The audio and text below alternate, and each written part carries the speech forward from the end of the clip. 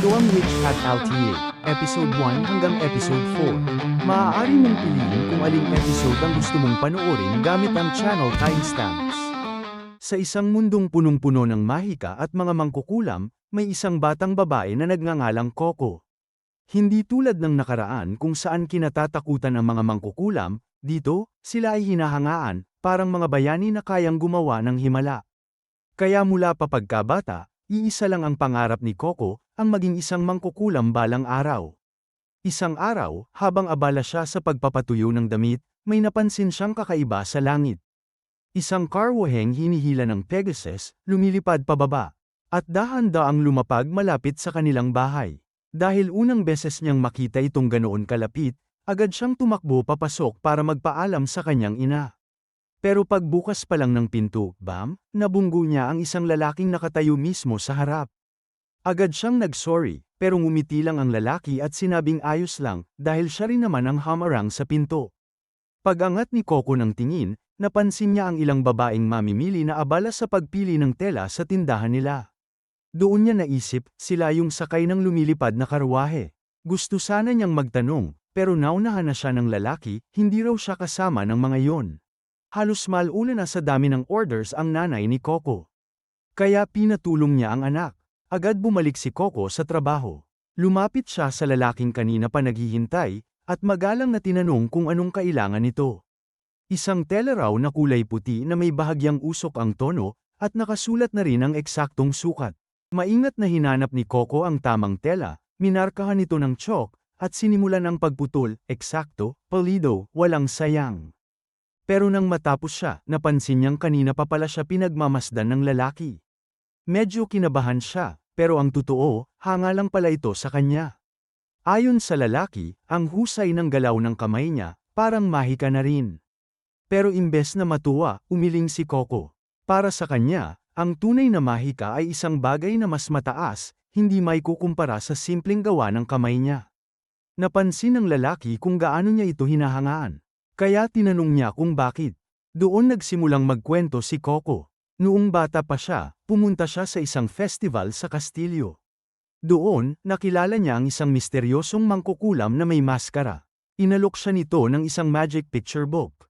Noong una, wala siyang ideya kung ano ang mahika. Pero bigla, nagpakita ang mangkukulam ng mga aninong gumagalaw, at pinaliit pa ang liwanag sa sahig sa ilalim ng kanyang paa.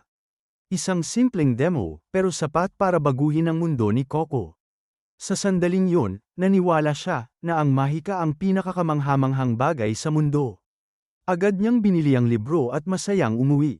At nang sabihin niyang gusto niyang maging mangkukulam, diretsahang sinabi ng kanyang ina ang katotohanan, hindi lahat pwedeng maging mangkukulam. Tanging ang mga ipinanganak na may kapangyarihan lang. At ang mga tulad nila, ay walang pag-asa. At doon, unti-unting nabasag ang pangarap ni Coco.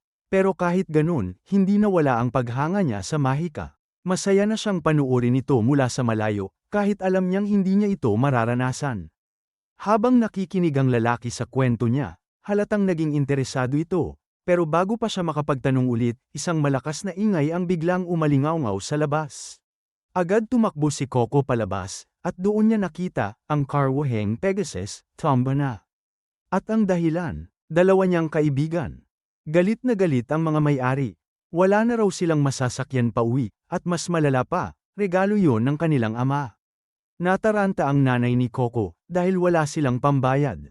At sa gitna ng tensyon, biglang nagsalita ang lalaking kanina patahimik. Matapos suriin ang sira, sinabi niyang kaya niya itong ayusin. Nagduda ang lahat, dahil ang bagay na yon ay gawa ng mangkukulam. Paano ito maayos ng isang ordinaryong tao? At doon, ngumiti ang lalaki, at nagpakilala. Ang pangalan niya ay Kifrey.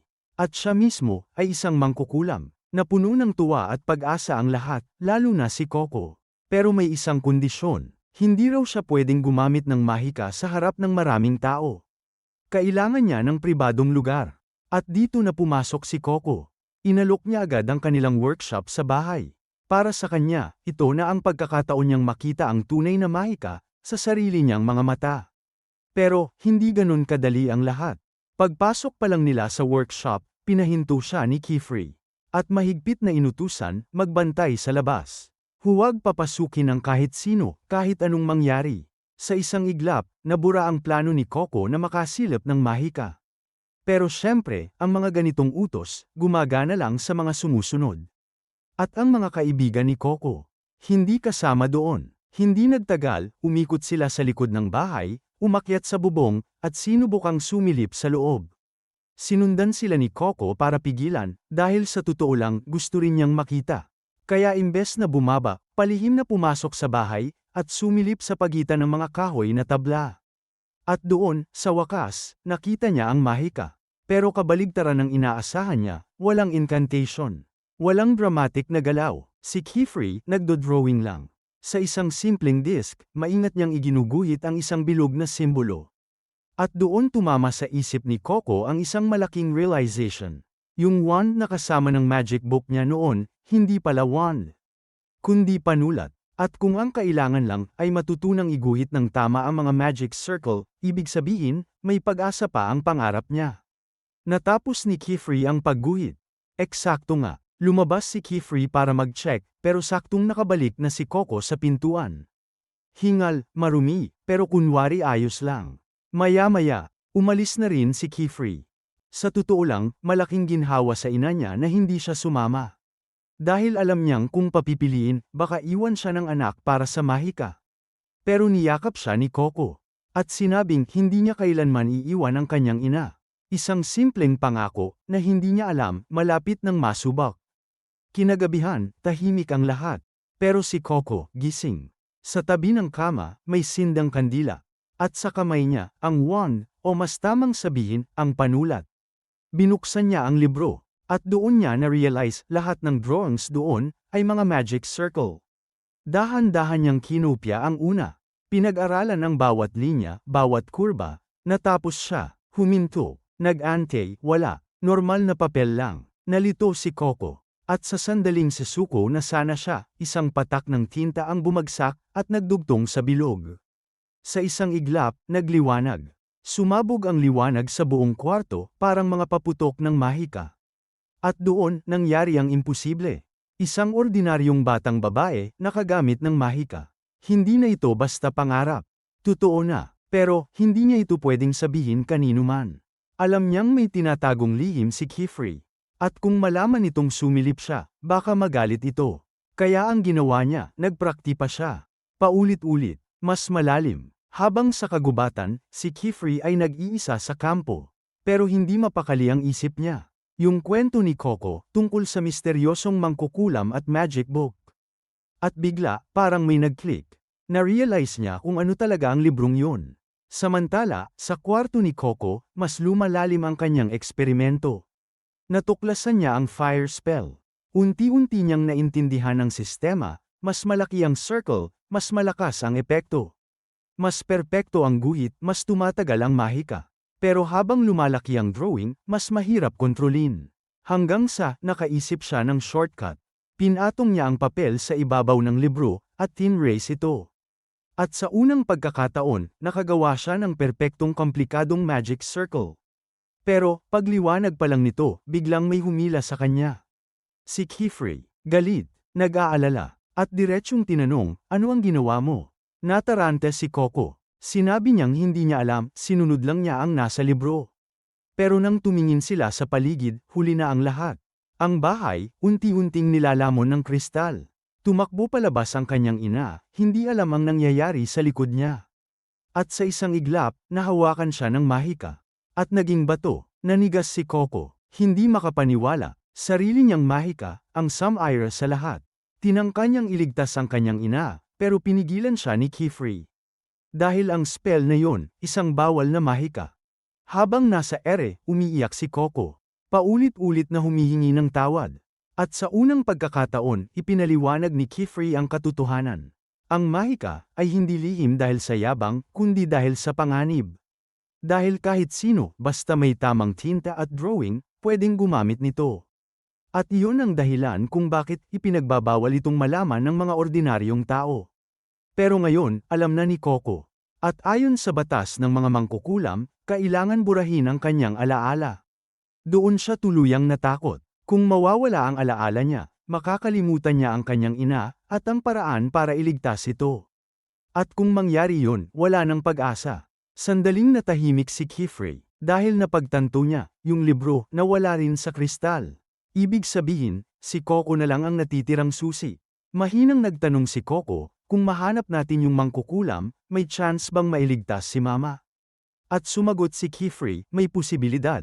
At doon, lumuhad si Coco. Handang gawin ang kahit ano, para lang mailigtas ang kanyang ina. Sandaling nag-isip si Kifrey, at nagdesisyon. Kung gusto niyang itago ang alaala niya, at gamitin ang mahika, may isang kondisyon. Kailangan niyang maging isang tunay na mangkukulam. Ilang oras ang lumipas, nagising si Coco, sinabi ni Kifrey na malapit na silang makarating. Itinuro niya ang tanawin sa labas, isang kakaibang lugar na magiging tahanan at paaralan ni Coco mula ngayon. Ipinaliwanag din niya na nag-iwan siya ng mga garter seeds sa paligid ng bahay ni Coco. Mabilis daw itong tatubo at magsisilbing proteksyon. Pero kahit may kasiguraduhan na, ramdam niyang may mali. Napansin niyang umiiyak si Coco. Sa pagitan ng hikbi, inamin ni Coco na nangako siya sa kanyang ina, na hindi niya ito iiwan. At ngayon, parang binaliwala niya ang pangakong yun. Hindi siya pinagalitan ni Kifrey. Sa halip, mahinahon niyang sinabi na hindi niya kailangang sisihin ang sarili. Pagdating nila, gumamit si Kifrey ng mahika at sinabi, simula ngayon, dito ka natitira. Sa isang iglap, may lumutang na parang bilog na tubig sa harap ni Coco. Iniwan muna siya ni Kifrey para mag-ayos, pero nag-alangan si Coco. Takot siyang hawakan ng mahikang hindi niya naiintindihan. At doon, may lumapit na isang babae. Ngumiti ito at sinabi na wala siyang dapat ikatakot. Ang spell na yun ay tinatawag na vapor bubble, isang mahika na kumukuha ng tubig mula sa hangin. Nagpasalamat si Coco, at sa tuwa ng babae, nagpasalamat din siya pabalik. Biglang may isa pang dumating. Sinabihan si Coco na huwag na lang pansinin si Tessia. Ang pangalan niya ay Richie, at napansin ni Coco na may dala itong panulat at tinta. Doon niya nalaman, mga apprentice witches pala sila. Mga estudyante ni Kifrey. Akala ni Tessia na bagong estudyante rin si Coco. Pero umiling siya. Hindi pa raw niya kayang tawagin ang sarili niyang estudyante. Kahapon lang siya unang gumamit ng mahika. Wala pa siyang alam. Biglang nag-iba ang aura ng dalawa. Parang may naalala sila. May kumakalat kasing usap-usapan tungkol sa isang outsider na gumamit ng forbidden magic. At mas lalong nakakabigla, pinayagan daw itong maging apprentice nang hindi binubura ang alaala nito. Hindi pa rin gets ni Coco. Pero bago pa siya makapagtanong, bumalik si Kifrey. At binigyan si Coco ng parehong kasuutan ng mga apprentice. Pagkatapos, sinabi niyang oras na para malaman ni Coco ang katotohanan. Ang kwento ng mahika. Matagal na panahon na ang nakalipas, hindi espesyal ang mahika. Hindi ito lihim. Hindi ito para sa iilan. Basta alam mo ang tamang patterns at may espesyal na tinta. Kaya itong gamitin ng kahit sino. Pero doon nagsimula ang problema. Kapag binigyan mo ang tao ng kapangyarihang gawin ang kahit ano, gagawin nila ang kahit ano. Dahil dito, unti-unting lumitaw ang mga mapanganib at malulupit na spells. At ang iilang may konsensya. Sila ang tumalikod sa kaguluhan. Sila ang naging mga witches. Nagkaisa sila sa isang layunin, burahin sa mundo ang kaalaman tungkol sa mahika. At ipagkatiwala lang ito sa mga taong handang protektahan ang lihim. Simula noon, pinaniwala ang lahat na ang mahika ay para lamang sa mga pinili. Dahil kung malalaman ng lahat ang katotohanan, babalik ang mundo sa kaguluhan. Dahil dito, naging maingat ang lahat. Kaya mabilis kumalat ang balita tungkol kay Coco. At kahit masakit, hindi niya sila masisisi. Dahil alam niyang siya mismo ang dahilan kung bakit nagkaganito. May isa pa siyang tanong. Ano ba talaga ang forbidden magic? Ipinaliwanag ni Kifrey, ito ang mga mahikang isinulat noong panahon ng kaguluhan. Mga spell na ipinagbawal ng buuin ng mga witches ang kanilang kasunduan. Sa madaling salita, mahika para manakit ng kapwa. Gusto itong maintindihan ni Coco. Kailangan niyang malaman kung ano ang dapat iwasan, dahil kung hindi, baka matakot siyang gamitin ang kahit anong mahika. Karaniwan, pinapahintay muna ni Kifrey ang mga estudyante niya. Pero iba ang sitwasyon ni Coco. Kaya sinabi niya ang pinakaimportanteng rule, maraming klase ng forbidden magic. Pero sa pinakasimple nitong anyo, bawal gumamit ng mahika direkta sa katawan ng tao. Kasama dito ang pagbabago ng anyo, pagpapabata o pagtanda, pagkontrol sa isip o damdamin, pananakit, o kahit pagpapagaling. Lahat ng yan, ipinagbabawal. Pero, may isang exception, at agad itong nahulaan ni Coco. Pagbura ng alaala, para mas maintindihan, nagpakita si Kifrey ng halimbawa. O, isang simpleng bintana. Inilagay niya ang frame sa tamang pwesto, at biglang nag-activate ang spell. Dahan-daang bumukas ang bintana, at sa likod nito, hindi pader ang makikita, kundi isang napakalawak na lawa. Hindi makapaniwala si Coco. Kanina lang, napapalibutan sila ng mga burol, pero ngayon, isang napakalawak na lawa na ang nasa harap niya. Parang imposible. Ipinaliwanag ni Kifrey na ang nakikita niya ay isang windowway. Isang uri ng mahika na nagdudugtong sa dalawang bintana, basta pareho ang pattern na iginuhit dito. Parang portal, at sa mismong sandaling yun, biglang umalon ng malakas ang lawa. May isang napakalaking nilalang ang sumulpot at bumuga ng tubig diretso sa windowway. Mabilis na isinara ni Kifrey ang bintana. Tahimik, pero mabigat ang hangin. Ipinaliwanag niya, ang nakita nila ay bahagi ng trial ng mga librarian. Ang Tower of Tomes ay binabantayan ng 4 na tagapag-ingat, at tanging mga witch lang na kayang lampasan ang pagsubok ang pwedeng makapasok. Ibig sabihin, kung gusto ni Coco makarating doon, kailangan muna niyang matuto. Normal lang daw ang matakot, pero hindi lahat ng mahika ay mapanganib. Ang mga hindi ipinagbabawal na spells, kaya nilang magdala ng saya at tulong sa iba. At iyon ang gusto niyang matutunan ni Coco. Hindi para manakit, kundi para magpaga ng mundo. Tumango si Coco, at sa pagkakataong yun, pinili niyang magtiwala. Handa na siyang matuto. Dinala siya ni Kifrey sa isang silid. Wala pa ang magiging roommate niya, si Agathe. Ipinaliwanag niya na dito sila magtatrabaho, pero may sarili rin siyang kwarto sa likod, pababa ng hagdan. Iniwan siya ni Kifrey dahil may kailangan siyang asikasuhin. Pagkalabas niya, gumamit siya ng isang device. Parang may kinausap siya sa malayo. Nagpasalamat siya sa pagpayag na tanggapin si Coco bilang apprentice. Habang ini-explore ni Coco ang lugar, bigla siyang nagulat. May boses. Mula sa taas, bumagsak si Agathe. Mabilis siyang pina-atras para makalapag ng maayos. Susubukan pa lang sana ni Coco magpakilala, pero pinutol siya agad ni Agathe. Kilala na daw niya siya. Ang outsider, ang batang pinag-uusapan ng lahat, at ang bagong estudyante. Diretso niyang sinabi, dahil sa ginawa ni Coco, hindi na babalik sa pagiging tao ang kanyang ina. Parang tinusok ang puso ni Coco. Sinabi niyang nandito siya para iligtas ang kanyang ina. Pero hindi siya pinatapos. Ikinwento ni Agathe kung paano sila nagsimula, kung paano sila nagsanay buong buhay nila. Paulit-ulit na pagguhit ng casting seals hanggang mangitim ang dulo ng mga daliri nila. Walang pahinga, walang reklamo, hanggang pumasa sila, at doon lang sila naging apprentice. Kaya hindi niya matanggap kung paano nakarating si Coco dito. Isang ordinaryong bata, walang alam, at higit sa lahat, isang outsider. Para sa kanya, imposible na maging witch si Coco. Pero hindi umatras si Coco. Nakapag-drawing na siya ng spells. At kung hindi niya susubukan, hindi niya malalaman. Doon nagdesisyon si Agathe. Kung gusto niyang manatili, kailangan niyang patunayan ang sarili niya. Pero nang gabing yun, pagkahiga niya sa kama, hindi niya napigilan ang sarili. Tahimik siyang umiyak, habang iniisip ang kanyang ina. Kinabukasan, isang bagay lang ang nasa isip niya. Kailangan niyang pumasa, kailangan niyang maging apprentice. At doon siya nilapitan ni Kifrey. Sinabi niya, hindi lahat ng mahika natututunan sa libro. Mas marami kang matututunan sa mismong paggawa.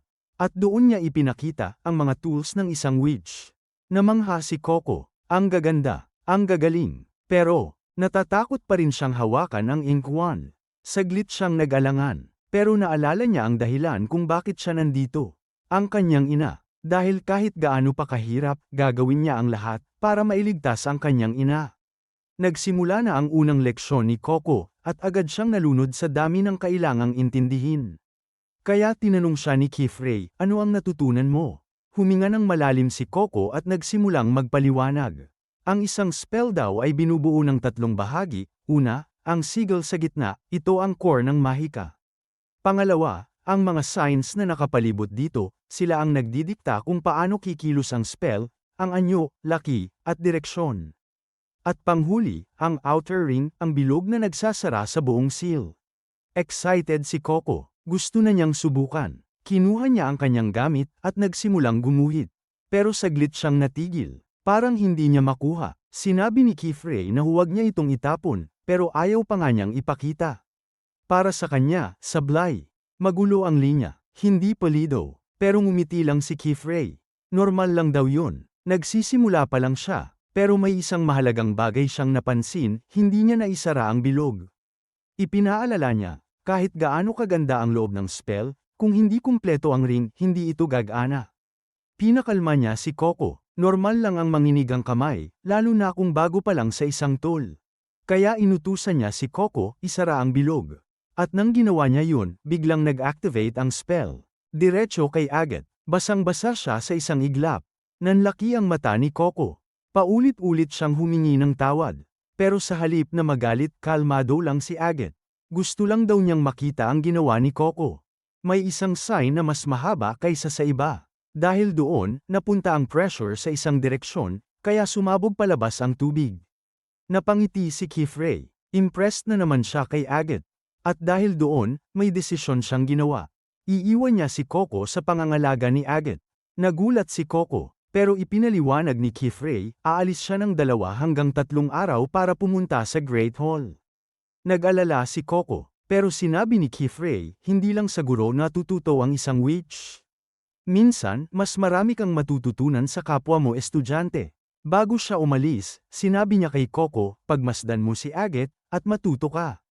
Pagkaalis niya, agad na humingi ng tawad si Coco. Pero pinigilan siya ni Agat. Seryoso ang mukha nito ngayon. Pinapaalala niya, may kailangan patunayan si Coco. At hindi ito biro. Unti-unting bumalik ang kaba sa dibdib ni Coco. At doon, idineklarang ni Agat, simula na ng test mo. Si Kifrey ay dumaan sa windowway papunta sa isang lugar na binabagyo. Tumalon siya pababa sa isang misteryosong tore, pero bigla siyang hinayla pabalik ng isang babae na nagsabing, anong silbi ng hagdan kung walang gumagamit nito? Iniisip ni Alaira na matagal na mula nang huli siyang bumisita sa seabed. At tinawag pa siyang problem child ng Great Hall. Nang marinig niya na may bago itong apprentice, sigurado siyang gumagawa na naman ito ng gulo. Pero nang mabanggit niya na posibleng may koneksyon si Coco sa brimmed caps, biglang natigilan si Kifrey. 4 na taon nang walang gumagamit ng forbidden magic. Pero hindi yun ang dahilan kung bakit siya naroon. Hindi pa kasi nakakapag-test si Coco, kaya hindi pa siya opisyal na apprentice. At sa panahong ito ng taon, sobrang hirap ng test, posibleng ikamatay pa niya. Kaya ayaw pa sana siyang pasalihin ni Kifrey. Sa harap ng windowway, nagtanong si Coco kay Agat kung sigurado ba itong dapat nilang gawin yon kahit wala si Master Kifrey. Sinabi ni Agat na kailangan din naman niyang harapin ang dagger range test ng mag-isa balang araw, siya nga ay naipasa yon noong 10 taong gulang pa lang siya. Lahat sila kailangang pumasa para maging apprentice, kaya pareho lang sila ng sitwasyon ni Coco. Ang unang test ay ang Consent of the Crown. Pinapayagan lang ang bawat kalahok na magdala ng 3 contraption at mga pyesa nito. At kailangang marating ang tuktok ng dagger range gamit lang ang sariling kakayahan, para kunin ang diadem orb na tumutubo roon. Binigyan siya ni Agat ng guidance orb na nagtuturo ng direksyon, at isang vapor bubble para sa inumin. Pero humiling pa si Coco ng sapatos, katulad ng gamit nina Agat at Kifrey. Napansin niya kasing umiilaw ang talampakan ng sapatos ni Agat habang lumilipad ito, kaya naisip niyang baka pwede siyang makahiram. Pero nahiya siya at sinabi na kalimutan na lang yun. Napabuntong hininga si Agat, saka agad ibinigay ang sarili niyang sapatos at itinulak si Coco papasok ng portal. Doon niya sinabi na may nakalimutan pala siyang banggitin, isang beses lang pwedeng kunin ang test. Kapag bumagsak siya, hindi na siya pwedeng maging apprentice at kailangan niyang umalis sa atelier.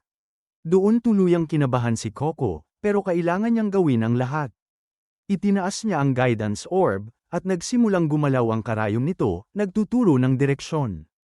Naglakad siya, at agad nadapa. Diretso mukha sa sapot ng gagamba. Kahit palpak, pinilit niyang bumangon kung nagawa ni Agat noong 10 taong gulang pa lang ito, kaya rin niya. Napanganga siya nang marating niya ang isang lugar na may mga lumulutang na orb lands. Napansin niyang paitaas ang direksyon ng orb, ibig sabihin, nasa langit ang pupuntahan niya. Nakakita siya ng ibon, at doon niya naalala ang sapatos. Pero kahit isiga niya ang fly, walang nangyari. Sinuri niya ito at napansin na hati pala ang casting seal sa kaliwa at kanang paa. Nang may tugma niya ng maayos, nagliwanag ito ng berde, at bigla siyang lumipad. Pero sandali lang yon, dahil bumagsak din siya sa isang palumpong. Naisip niya na tama si Kifri, para siyang bagong silang na bisiro na hirap maglakad. Sinubukan niyang muli, pero parang maling hagis lang siya ng bola. Kailangan lang niya ng mas maraming practice. Samantala, sa seabed, nagsusumite si Kifri ng application paper. Sinabihan siya ni Alaira na hindi na niya kailangang bumiyahe ng malayo kung lilipat na lang siya roon, pwede pa niyang dalhin ang mga estudyante niya. Pero sagot ni Kifri, nasa kanya na ang lahat ng kailangan niya sa lugar niya ngayon. Kaya lang siya pumupunta roon kapag may kailangan. Kita ni Alaira na malalim ang galit niya sa Great Hall. Binalaan niya ito na bantayan ang mga estudyante, dahil hindi mo alam kung ano ang ginagawa ng mga bata kapag walang nakakatanda. Eksakto kung ano ang ginagawa ni Coco ngayon.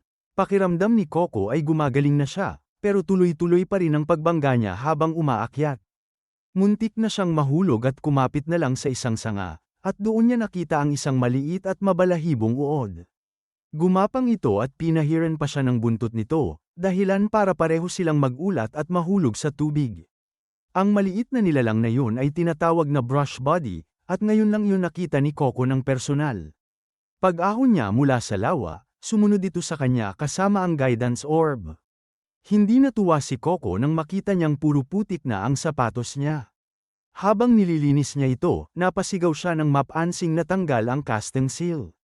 Gusto sana niyang iguhit ulit, pero natapon ang conjuring ink sa loob ng bag niya. Hindi niya alam ang gagawin.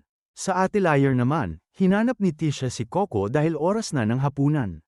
Nagulat siya nang malamang nasa dada range na ito kahit kaka-rating pa lang. Ipinaliwanag ni Agat na karamihan ay pumupunta lang doon pagkatapos pumasa sa test. At kung hindi niya kayang ipasa ang simpleng test na yon, hindi siya karapat-dapat maging apprentice. Ayaw ni Agat sa mga taong hindi kayang gawin ang nagawa niya, wala siyang pakinabang sa kanila, lalo na kung outsider. Sinabi niya kay Tisha na huwag mag-alala, sigurado siyang babagsak si Coco at babalik agad. Sa panahong ito ng taon, pinakamataas ang dada range, hindi niya kakayaning lumipad gamit lang ang self shoes. Ayaw talaga ni Agat ng taong hindi naiintindihan kung gaano kapanganib ang mundong ito. Samantala, patuloy na nahihirapan si Coco na umakyat, kahit pa iginuhit niya ulit ang casting seal gamit ang natitirang tinta. Hindi na nga siya makalutang ngayon. Naisip pa niyang iguhit na lang ang seal direkta sa talampakan ng paa niya, pero pinigilan niya ang sarili. Bawal ang magic na direktang iginuguhit sa katawan. Hindi niya alam kung anong klaseng magic ang dapat niyang gamitin. Napaisip siya, baka tama si Agat. Kahit sino pwedeng gumuhit ng spell, pero hindi ibig sabihin magaling na agad sila. Baka kailangan talaga ng espesyal na kakayahan para maging isang witch. Simula pagkabata pa lang, sanay na silang gumuhit ng spells. At doon niya naalala ang nanay niya, na nagturo sa kanya ng pananahi.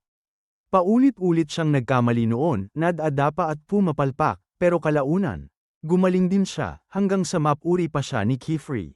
Napagtanto ni Coco na may sarili rin siyang magic.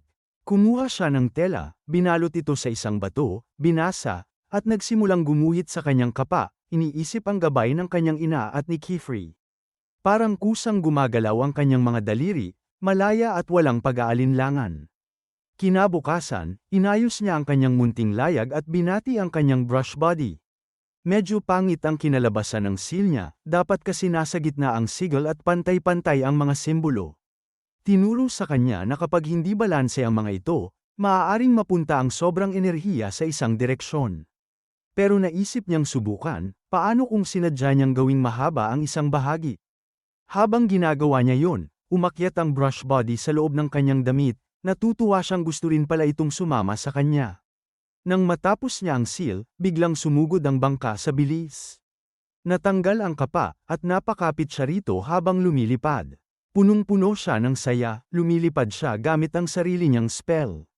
Isang tunay na cloak of light, para siyang nananaginip. Napatingin siya sa ibaba at nakita ang isang berdeng orb na parang tahanan niya. Hindi niya inakalang ang pagtulong niya sa kanyang ina noon ay makakatulong sa kanya sa magic. Pero mas mataas pa ang diadem herb, kaya lumipad pa siya pataas, at sinubukang abutin ito, dala ang alaala ng kanyang ina na hindi sumusuko hanggat hindi siya nagtatagumpay. Samantala, nagpanik si Kifri nang marinig kay Tisha na mag-isa si Coco sa Dade Range. Siguradong babagsak siya kung tutulungan niya, pero masyado pang maaga para sumabak siya sa test. Hindi siya lumaki sa magic tulad ng iba. Ngunit nang buksan nila ang windowway papunta sa test area, laking gulat nila nang makita si Coco na pabalik na, dala ang herb. Mahigpit siyang niyakap ni Tisha, habang ipinakita naman ni Coco kay Agate ang kanyang consent of the crown. Tiningnan lang ito ni Agate, at tahimik na umalis. Sinabihan ni Kifri si Coco na delikado ang paggamit ng spells nang walang tamang paghahanda at kaalaman. Nag-aalala siya dahil muntik na siyang mapahamak. Hindi niya kailangang ilagay ang sarili sa peligro para patunayan ang kahit ano, apprentice na siya. Pagkatapos, iniabot niya ang bagay na kinuha niya, ang patunay na isa na siyang witch. Ang uniforme ay sumisimbolo ng isang tanikala sa kanilang ulo, paalala na hindi nila dapat abusuhin ang magic. Sinabi niyang ingatan niya ito ng mabuti. Ngunit pabalik sa Dade Range, isang misteryosong mage ang bumulong. Sumibol na ang binhi. Makalipas ang ilang sandali, ipinaliwanag ni Kifri kay Coco na maraming uri ng mahika, pero may 4 na pinakaimportante. Una, ang sigil ng tubig, ang pinagmumula ng buhay. Ikalawa, ang sigil ng lupa na nagbibigay kakayahang magbago at gumalaw. Ikatlo, ang sigil ng levitation na nagpapalaya sa gumagamit para makarating sa malalayong lugar. At ikaapat, ang sigil ng apoy na nagsisilbing espada at kalasag ng sangkatauhan. Gusto ni Kifri na subukan ni Coco ang mga ito, kaya agad siyang nagsimulang gumuhit. Pero nagpanik siya nang biglang sumiklab ang apoy at kinailangang apulahin ito ni Tisha. Ginagawa niya kasi ang pyro ball bilang parte ng practice niya sa levitation magic, pero nawalan ito ng kontrol. Ipinaliwanag ni Kifri na ang sigil ng apoy ay may kinalaman sa mga bagay na walang tiyak na anyo, kaya delikado ito kapag hindi eksaktong napapanatili ang tamang laki at balanse. Nagtaka si Tisha dahil akala niya ay bihasa na si Coco sa levitation magic mula pa sa pagsubok sa Daidao Range, pero sinabi ni Coco na nasira niya ang sapatos na hiniram sa kanya ni Agate kaya gusto niya itong ayusin bago ibalik. Tapos na sana niya ang lahat maliban sa casting seal sa talampakan, pero palyado ang mga linya niya dahil nanginginig ang kamay niya. Napaisip si Kifri kung baka ang panulat ang problema, iba-iba kasi ang timbang at grip na kailangan ng bawat tao, kaya naisip niyang hayaan si Coco na pumili ng sarili niyang gamit.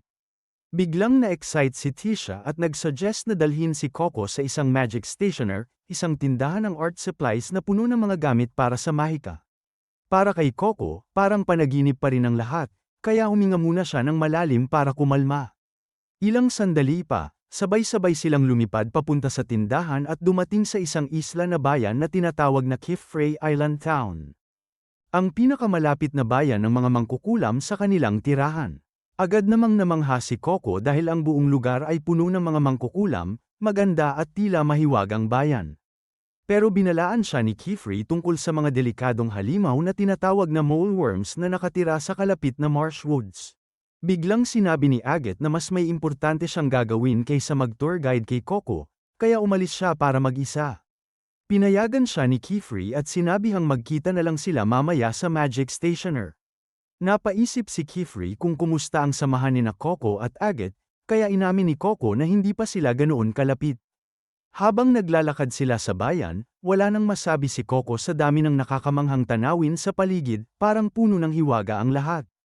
Pero may napansin siyang kakaibang tao sa isang madilim na eskinita. Akala niya ay may nakita siya, pero pinaalalahanan siya ng iba na huwag humiwalay sa grupo.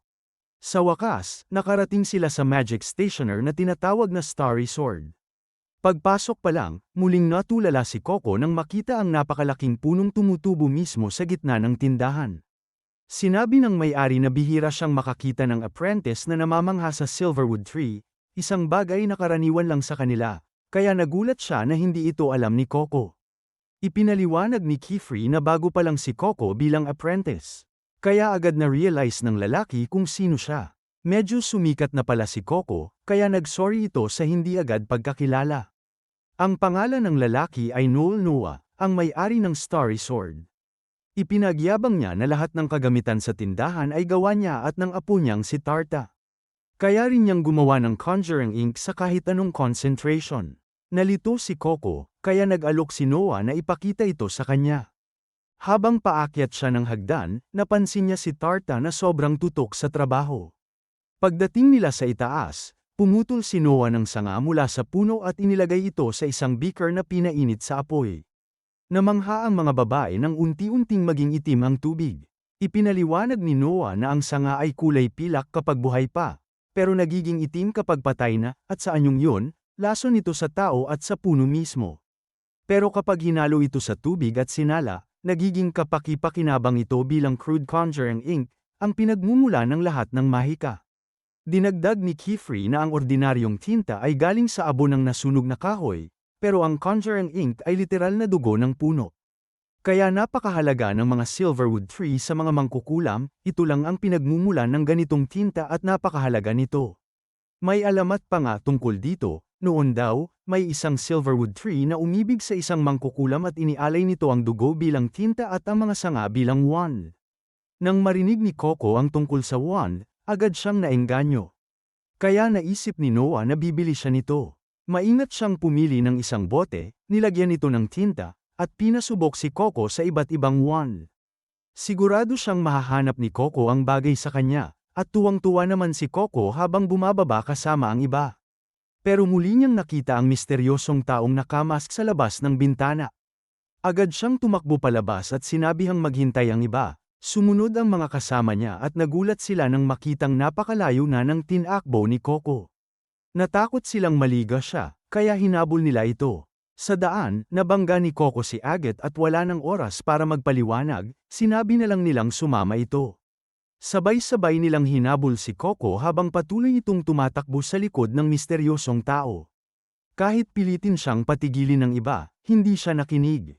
Maya-maya, napasok sila sa isang makapal na hamog at bigla silang naglaho sa paningin.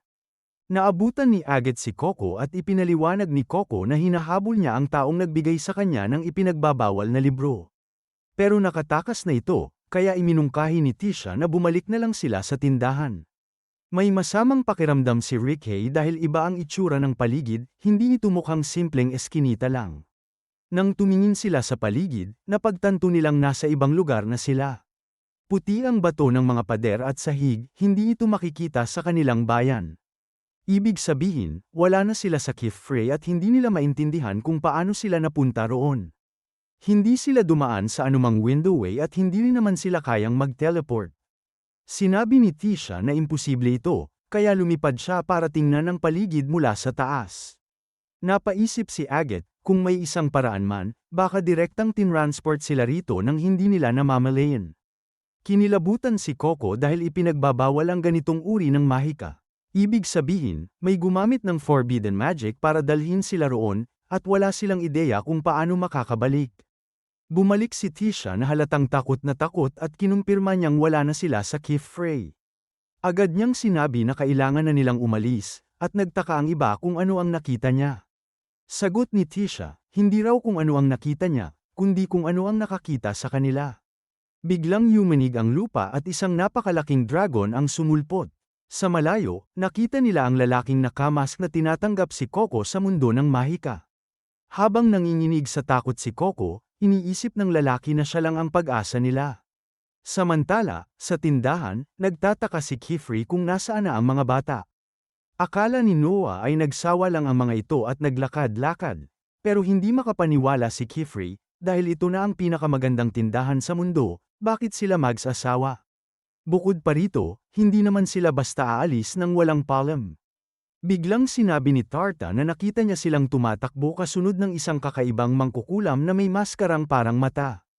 Nagulat si Kifri sa narinig. Bumalik ang eksena sa mga babae, nakakatakot ang titig ng napakalaking dragon sa kanila. Sinabihan ni Agat ang lahat na manatiling kalmado at huwag gagalaw habang nakikipag-eye contact sa halimaw, dahan-daang umaatres. Kapag sapat na ang layo, bibigyan niya sila ng senyales para tumakbo. Sinunod nila ito hanggang makalayo sila ng kaunti, at nang ibigay ni Agat ang signal, sabay-sabay silang kumari pa ng takbo. Hinabol sila ng dragon na sobrang bilis. Kaya kinailangan ni Agate na pigilan ito gamit ang isang fire attack para makakuha ng oras. Habang tumatakbo, sinabi ni Coco na ang galing ng ginawa ni Agate. Ipinaliwanag ni Agate na gumamit siya ng sigil ng apoy na pinalibutan ng simbolo ng umiikot na hangin. Biglang napahinto ang grupo nang marating nila ang dead end, at papalapit na ang dragon. Natakot ng husto si Tisha nang maisip niyang hahabulin at kakainin sila nito. Ayaw niyang doon magtapos ang buhay niya, at tuluyan siyang nagpanik. Sinabi pa niyang hindi siya makapaniwalang nadamay siya sa gulong ito, at masakit yun para kay Coco. Napagtanto ni Tisha ang nasabi niya, kaya agad siyang pinakalma ni Agate.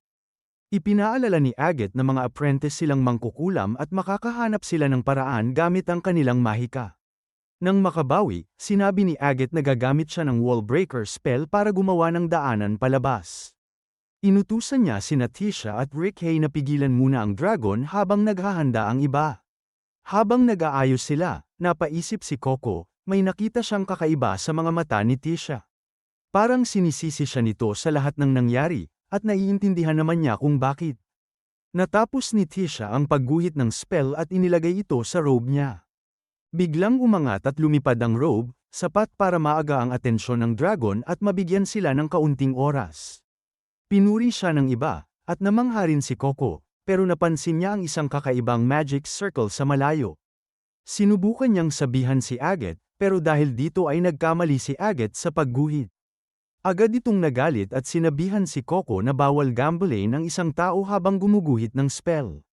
Nagpaliwanag si Coco na hindi niya sinasadya, pero lalo lang itong nagpalala ng sitwasyon. Ipinunto ni Agate na palagi namang hindi sinasadya ni Coco ang mga nangyayari, ang gawing bato ang sarili niyang ina at ang paglalagay sa kanilang lahat sa panganib ay pawang aksidente. Hindi man niya ito intensyon, sa huli siya pa rin ang may kasalanan. Sinabi ni Agate na kailangan ang pumasok sa isip ni Coco kung gaano siya kainorante at mas mabuting tumigil na lang siya sa pakikialam. Dagdag pa niya, nasira na ang drawing niya at wala na siyang oras para magsimula ulit. Habang nag-iisip siya ng solusyon, biglang nagsalita si Rick Hay na siya na ang bahala. Tinapos niya ang sarili niyang spell at lumikha ng malaking butas sa pader. Pinuri siya ni Agate at sinabing sa wakas makakaalis na sila sa dead end. Nilinaw ni Agate na ang tinutukoy niya ay ang bahagi ng maze, pero hindi niya masisisi si Coco kung iisipin nitong siya ang pinapatamaan. Nagpatuloy ang mga babae sa pagtakas, habang iniisip ni Coco kung ano ang ipapayo ni Kifrey sa kanya. Samantala, sa bayan, patuloy na hinahanap ni Kifrey ang mga bata. Batay sa sinabi ni Tarta, napag-alaman niyang ang Brim Caps ang may kagagawan nito. Kilala ang grupong ito sa kanilang nakakatakot na reputasyon, at walang sino man ang nag-akala na may isa sa kanila na lalapit sa lugar na iyon. Ang mga Brim Caps ay isang mapanganib na pangkat na nagsusuot ng mga sombrerong mula pa sa lumang panahon, at itinatago ang kanilang pagkakakilanlan sa likod ng mga maskara. Inakala ni Kifrey na si Coco ang magbibigay ng bakas tungkol sa kanila. Pero hindi niya inasahang sila mismo ang lalapit sa kanya. Tinanong niya si Tarta kung may iba pa itong alam, pero wala na itong maibigay na impormasyon. Mabuti na lang, napansin ni Kifrey ang maliit na brush body ni Coco. Naalala niyang kasama ito ni Coco bago sila nawala, at tila alam nito kung saan sila nagpunta. Kaya agad itong sinundan ni Kifrey, umaasang maabyute niya sila. Papalubog na ang araw, at ang tanging dasal niya ay sana ligtas ang lahat. Kung nagustuhan mo ang recap na ito, huwag kalimutang mag-like, mag-subscribe, at i-on ang notifications para hindi ka ma-miss sa mga susunod na update. Manood pa ng ibang episodes ngayon, pili ka lang at simulan mo na.